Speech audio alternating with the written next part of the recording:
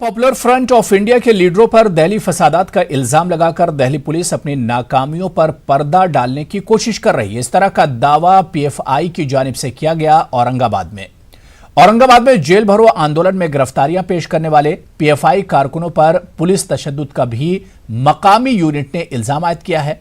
Front का कहना है कि वो इस पूरे मामले को अदालत में चैलेंज करेंगे।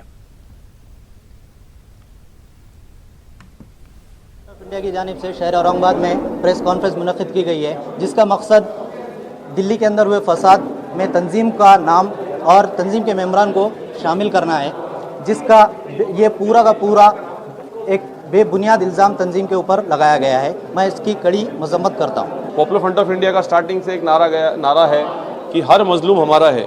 जिस पे भी जुल्म किया गया हम उसके लिए हम जो जुल्म करने वाला है उसके खिलाफ हम लोग हरदम लड़ते हैं। इस बार यहाँ पे मैक्सिमम जो जुल्म है वो मुसलमानों पे हुआ और एक जो बीजेपी आरएसएस की एक जो फैसिस्ट सोच है उसके खिलाफ पॉपुलर फ्रंट ऑफ इंडिया ने हमेशा नो कॉम्प्रोमाइज़ जो स्टैंड रखा है, हमने कभी भी उनके साथ कॉम्प्रोमाइज़ नहीं किया। ये एक वजह है कि वो हम लोगों को ज़्यादा से ज़्यादा टारगेट कर रहे हैं। प्रोटेस्ट के एक उनको अरेस्ट करने के बाद उनको क्या किया, उधर ही जामीन मिलने वाला एक तरीका है। तो उन्होंने क्या किया, एक कैबिन में लेकर जाके वहाँ की एसीपी, पीएसआई और पीआई उन्होंने एक गलत अल्फाज में उन्होंने गाली गलौज किया है। और उन्होंने क्या है ये उनको हाथ रख के उनको पट्टे से मारा भी है। तो उसको हम लोग ने कल लेकर जाके हम एमएलसी भी हम लोग बनाया है।